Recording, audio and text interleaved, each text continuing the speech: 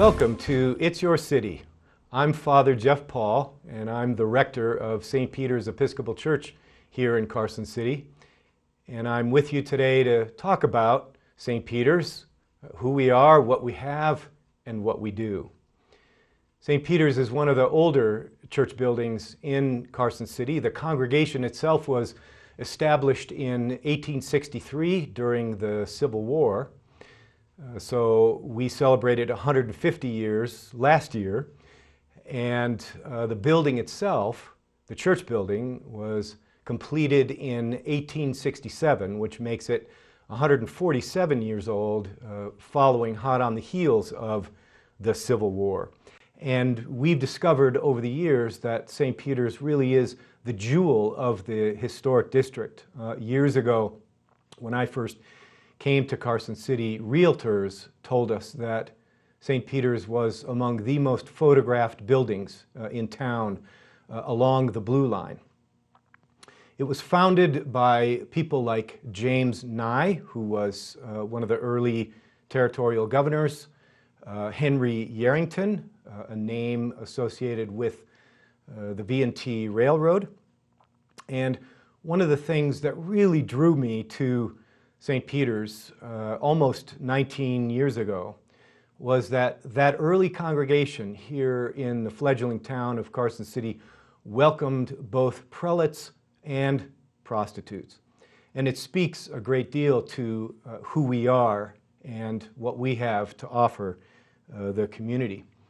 In the 1890s, just to finish with the history, the house next door, which is now called the rectory, and it used to serve as the parish house for all the priests that have served the congregation.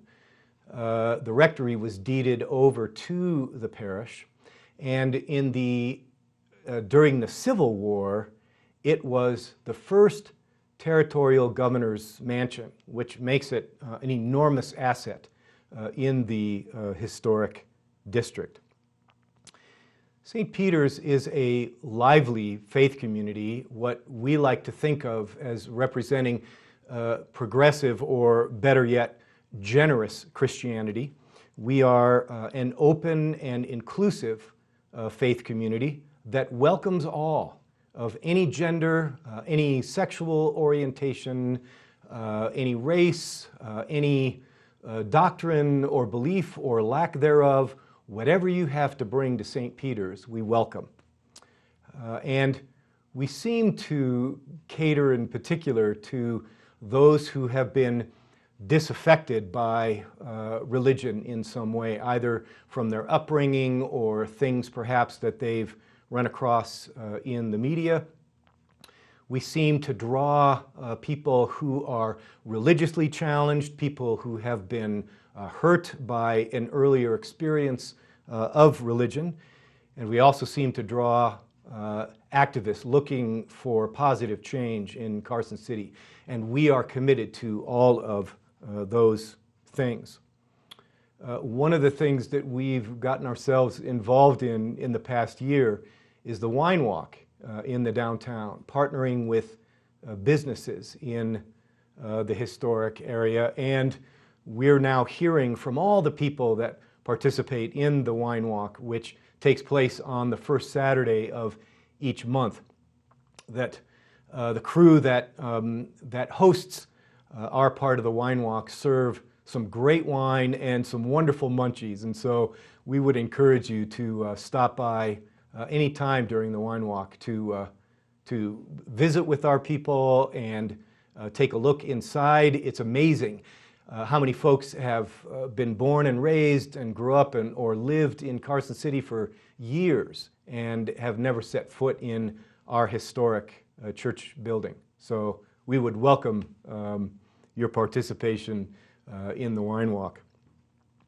A little bit about the people that we partner with.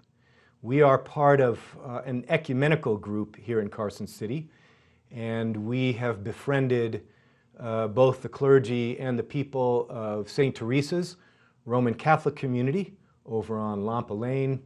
We're good friends with St. Paul's Lutheran family.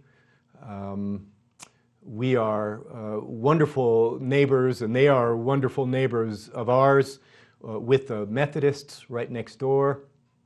And on our property, Unity of Carson City also worships and holds their offices and shares our space.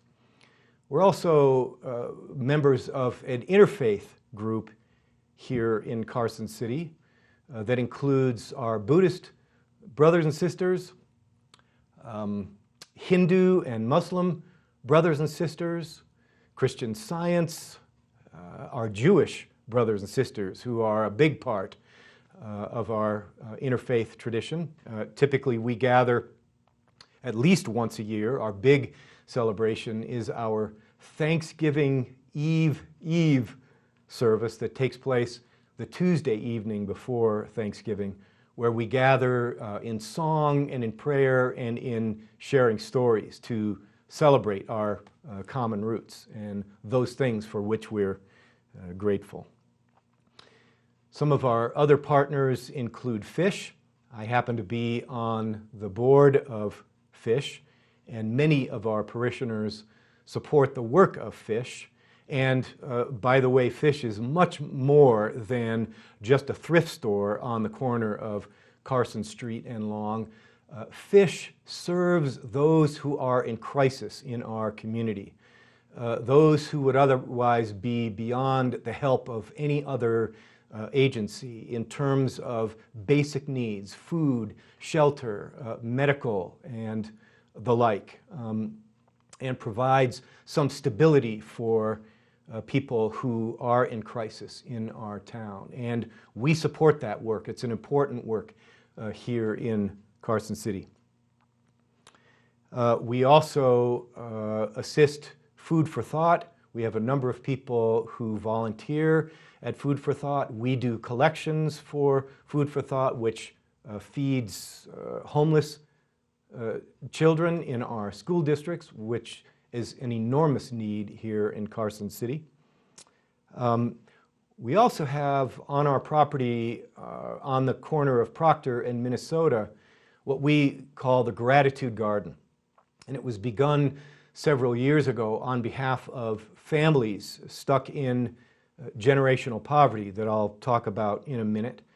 And the Gratitude Garden is an opportunity for those families to learn how to grow and harvest fresh produce for themselves and their children. And so it's a wonderful part of the community, and we even invite neighbors who might be walking by the property and the church building. Feel free to go in and pick some of the produce. There's so much there to share. And speaking of those who have been stuck in generational poverty, one of the initiatives that we are just delighted and proud to be involved with is called Capital City Circles Initiative. And it was an effort begun 5 or 6 years ago. I was involved in giving birth to the initiative. And the whole point is to develop relationships across class and race lines to assist families in breaking out of generational poverty. And it involves education and creating relationships with volunteers from the middle class, and even those among the wealthy who are willing to work with those families and assist them in meeting and achieving their goals to get out of poverty. And it's a fabulous initiative here in our fair town, where we partner with some of the other churches. We partner with business people in town, with the government, with Carson City Health and Human Services.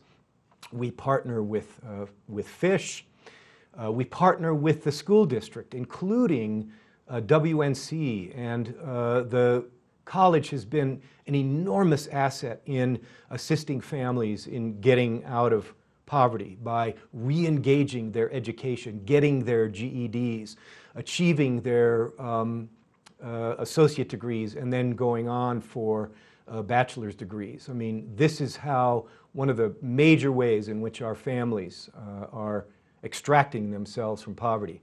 And we're thrilled to be a part of it. If you ever want to see the Circles Initiative on the ground, come by St. Peter's in the parish hall, right off of the corner of Division and Telegraph, any Wednesday night starting at 6 p.m.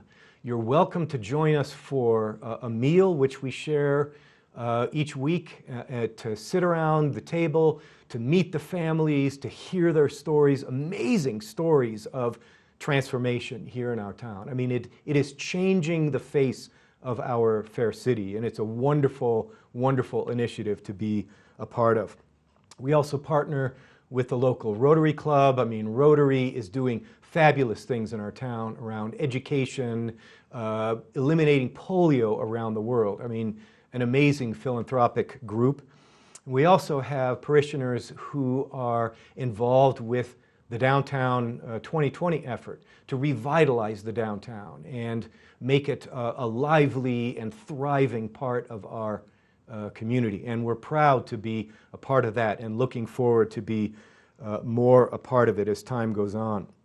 One of the ways in which St. Peter's becomes of great value to town is all of the various groups that we host on our property, from circles to an acupuncture clinic to a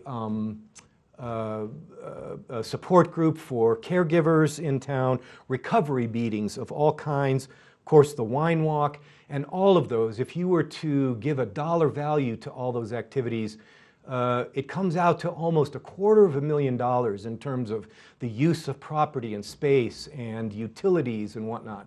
And again, we're thrilled to provide that to the people of Carson City. Well, just to wind it down here, we would be thrilled if you ever wanted to join us at St. Peter's, again, both for its historic value and that we are committed to the betterment and the transformation of our fair city. And so if you find yourself disaffected in some way from religion, I mean, we have a whole lot of people in our congregation that would otherwise describe themselves as spiritual but not religious. And if you find yourself among those, feel free to join us. If you find that you've been set aside in some way or religiously challenged by your upbringing, or wondering if, as a straight person or a single, or if you're gay or lesbian, if you would be welcomed in a faith community, St. Peter's would be your place. And so in closing, I just want to say that St. Peter's it's your historic church in your historic district, and it's your city. Thank you.